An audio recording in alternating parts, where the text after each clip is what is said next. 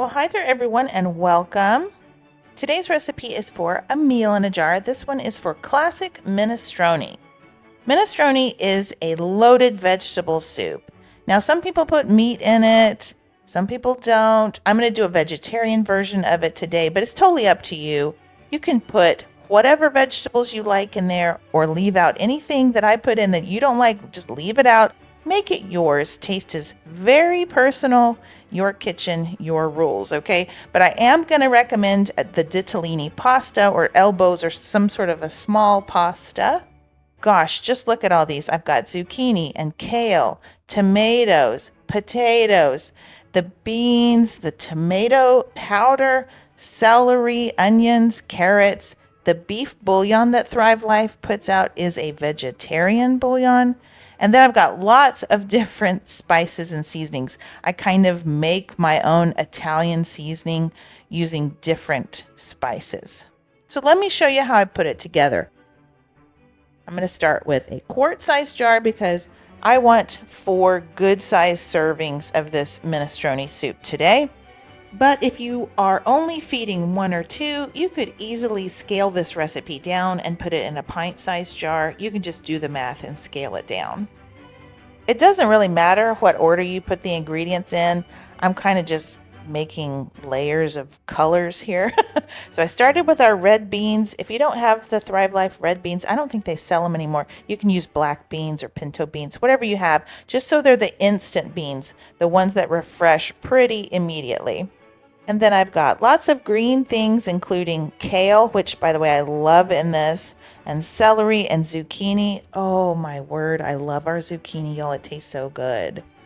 And here comes my white layer. I've got potatoes and onions and garlic. Can you tell this is going to taste good? I mean, it's got really yummy ingredients so far, right? Every once in a while, you might give your jar a little shimmy, shimmy, shake, shake, and make sure you settle those ingredients. All right, there goes the pasta. I did 3/4 of a cup of that ditalini pasta.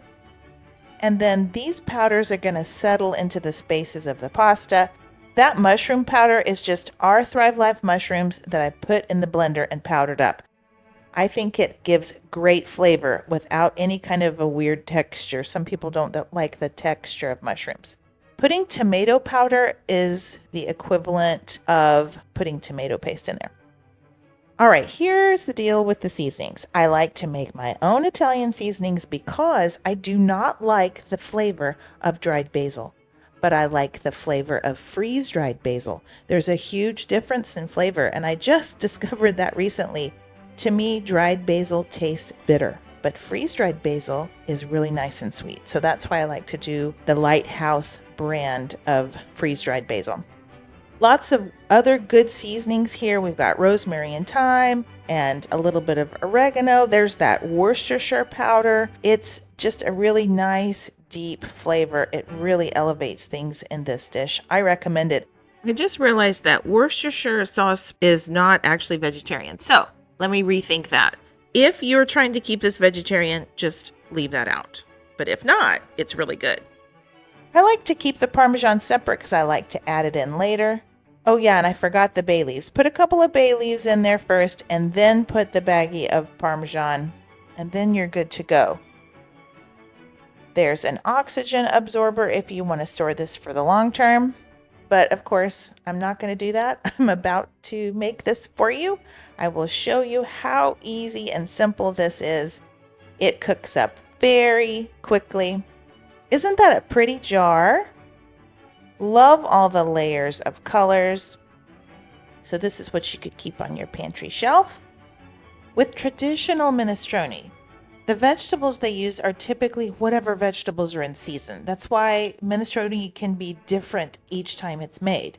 But with Thrive Life, the vegetables are literally always in season because Thrive Life picks their vegetables at the peak of ripeness. They freeze them on the farm. They flash freeze them on the farm, and then they take them to be freeze-dried. So with Thrive Life, you can have minestrone that is in season all year long. And when you're ready to make this, you'll get out a large soup pot. I'm using my Dutch oven. And it's another dump and go recipe. So all you really need to do is set that baggie of Parmesan to the side. We'll put that in later, and dump the contents of the jar into your soup pot, and then add 8 cups of water, at least 8 cups of water. When you see the end product, you'll be able to tell whether or not you want to add more here. I did 8 because I actually like my minestrone really thick, but if you want more broth, just add 9 or 10 cups at the beginning. You'll see what I mean later. Give that a good stir, just make sure everything is nice and mixed in there. Turn your heat to probably a medium high or so and bring this to a boil. Your kitchen will start to smell really good about right now. Once you bring this to a boil, all you have to do is reduce your heat to probably around a medium. I ended up at a 5 out of 10 on my stove because you want to continue to boil this. You've got pasta in there that needs to cook, as well as the beans that need to rehydrate. So just let it simmer for probably 15 minutes on medium.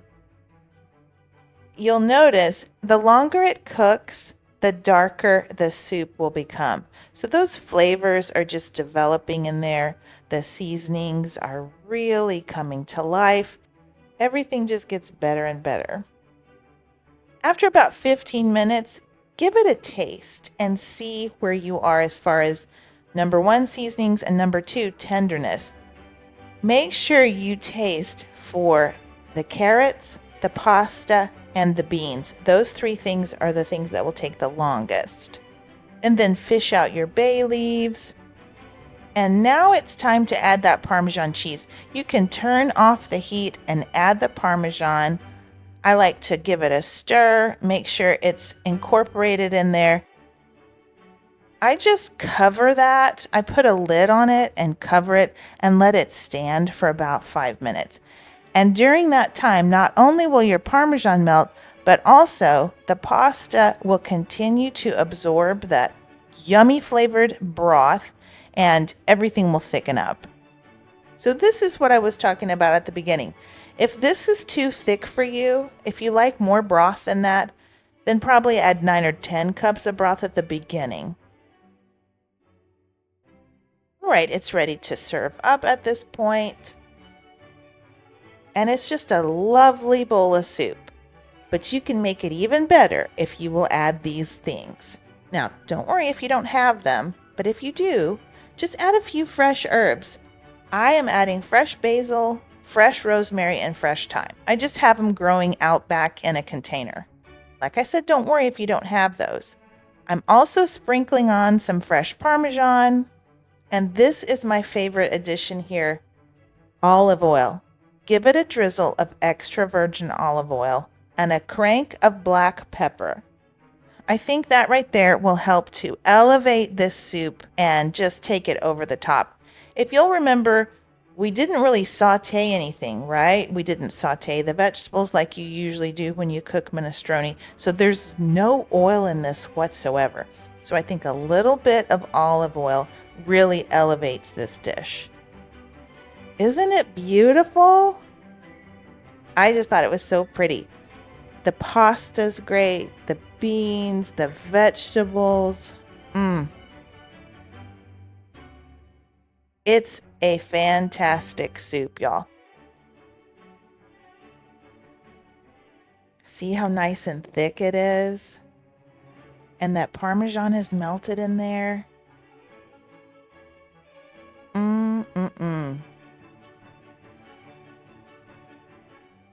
Indeed.